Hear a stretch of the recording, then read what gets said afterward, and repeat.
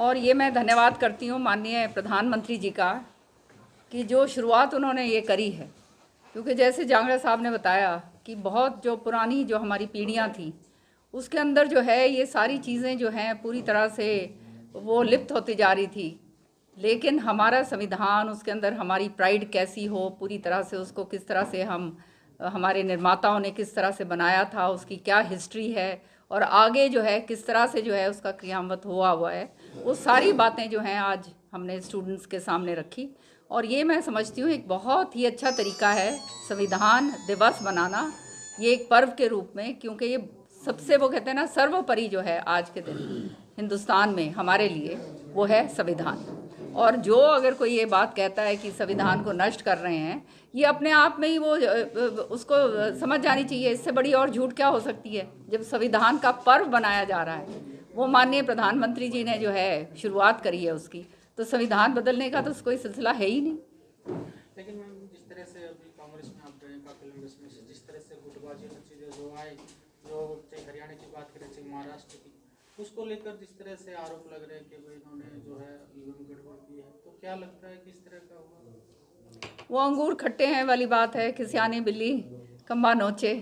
सच्चाई है ये कि लोगों ने इनको पूरी तरह से नकार दिया है और उसके ऊपर समीक्षा करके और उसके ऊपर आगे कार्रवाई करें और नए लोगों को आगे आने दें, उसके बजाय जो है ये जो है ध्यान भटकाने की बातें करते हैं ताकि जो है किसी तरह से जो है जो सत्ता जो ये जिसके ये सपने लेकर सो रहे थे वो किसी तरह से जो है इनको दूर ना किया जाए और वहाँ पे जो है जो कुछ भी मिल सकता है वो जो है खींच लो, वो इनका वो रह गया है। इसलिए हरियाणा में आप क्या मानते हैं कांग्रेस की हार के कारण, क्योंकि अभी उन्होंने अब तक कोई रिपोर्ट चिंतन कर रहे हैं अभी तक वो लोग?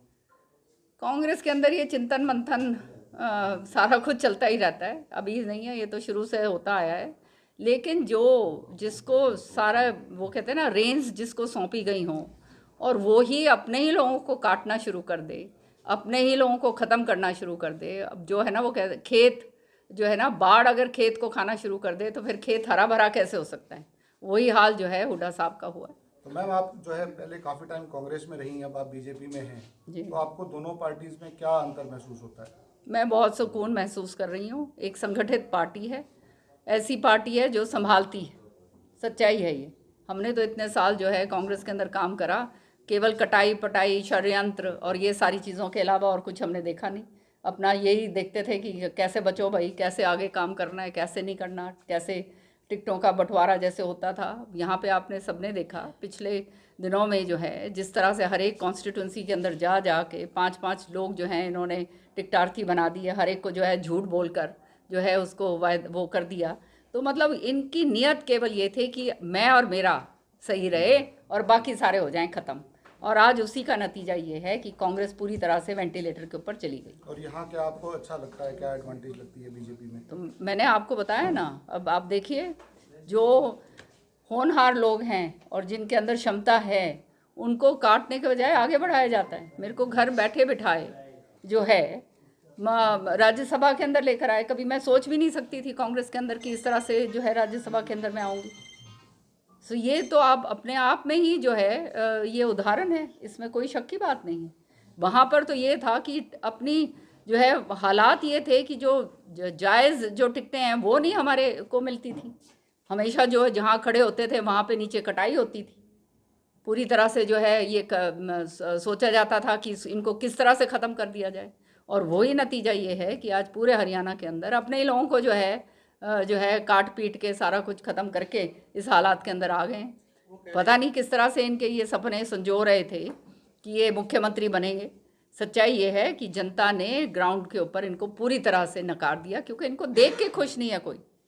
जो हर तरीके से जो है भाई भतीजावाद, हर तरीके से मैं और मेरा, कोई और सामने आ जाए जो इनकी बात जो है वो थोड़ा सा जिसमें होनहार है आगे निकलने वाला है उसको मारो, उसको ख़त्म करो। तो हर जो इतनी ज़बरदस्त इनसिक्योरिटी जब किसी व्यक्ति में आ जाती है तो आप समझ सकते हैं कि वो फिर जो है वो कभी किसी को देखकर बर्दाश्त नहीं कर सकते।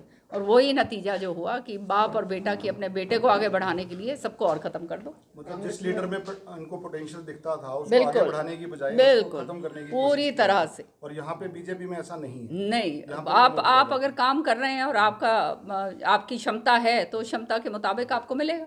लेकिन यहाँ भी सबको तो नहीं मिलता जैसे आपको नहीं, मिला। आप देखिए, कहने का मकसद ये है कि जो आपकी अगर क्षमता है और वो आप उस क्षमता के मुताबिक जो है वो देते हैं। मेरे को तो दिया है, तो मैं तो और किसकी क्या बात कहूँ। जी मैम, जिस तरह से कांग्रेस में संगठन और जो गुटबाजी की बात कर रहे थे, कांग्रेस में संगठन नहीं था, उसकी वजह क्या है?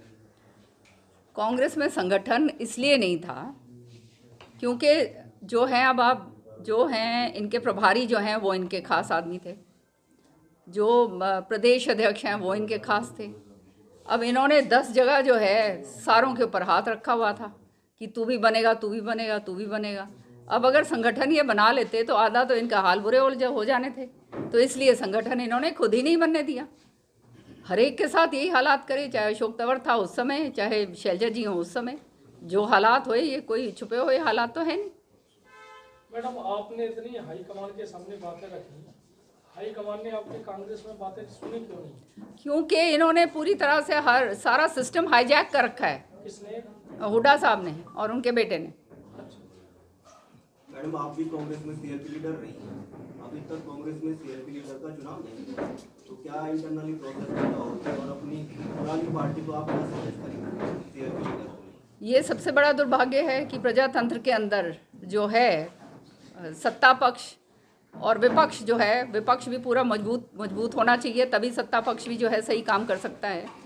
तो आज जो है इलेक्शन के बाद, इतने दिनों बाद भी सदन चल पड़ा और उसके अंदर जो है नेता प्रतिपक्ष नहीं चुना गया है, तो उसका खाली केवल एक ही बात है कि खींचातानी हो रही है। अभी तक जो है ये नहीं चाहते कि इनके हाथ से बागडोर निकले, किसी नए लोग को लेकर आए। मैंने तो बार बार बोला है, यहाँ पे रघुवीर कादियान जी जो हैं वो इतने पुराने, इतने सीनियर नेता हैं, 6-7 बारी के जीते हुए हैं, इनके खास आदमी हैं, उनको ही डाल दीजिए।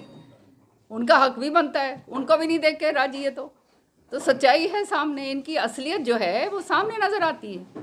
मैडम, कांग्रेस में सुधार कैसे हो सकता है? आपने कोई पहले सुझाव दिया हो, आज फिर देना चाहते हैं। उनके सुधार है कि हमने क्या परवाह है।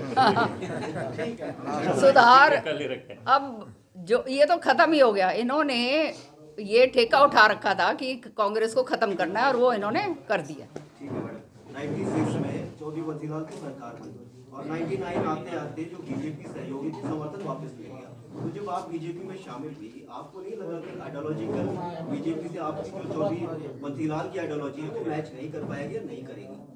नहीं, ऐसी कोई बात नहीं है। चौधरी बंसीलाल जी ने उनकी सरकार बीजेपी के साथ मिली जुली सरकार चली थी। और आइडियोलॉजी क्या है? मैं एक ये जो हूँ फौजी की बेटी हूँ और देशभक्ति कूट कूट के मेरे खून के अंदर भरी हुई है।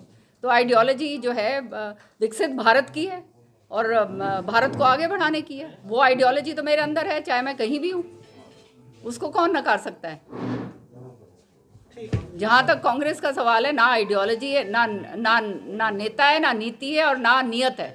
पार्लियामेंट सेशन शुरू हो रहा है और आपकी तरफ से कौन से ऐसे इश्यूज हैं इलाके को लेकर, हरियाणा को लेकर, जो आप मंडल में रखेंगे?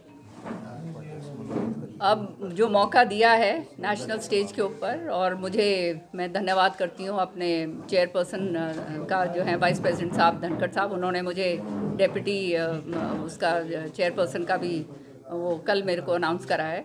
तो निश्चित तौर पे जो हरियाणा के जो मसले हैं और जो पूरे हिंदुस्तान के अंदर, क्योंकि ये तो अब हिंदुस्तान, ये जो स्टेज है this is for all of the country, जो देश हित का काम है, जो प्रधानमंत्री का विकसित भारत का सपना है, उसके अंदर जो है थोड़ा सा भी अगर मैं योगदान दे सकूं तो अपने आप को सौभाग्यशाली समझूंगी।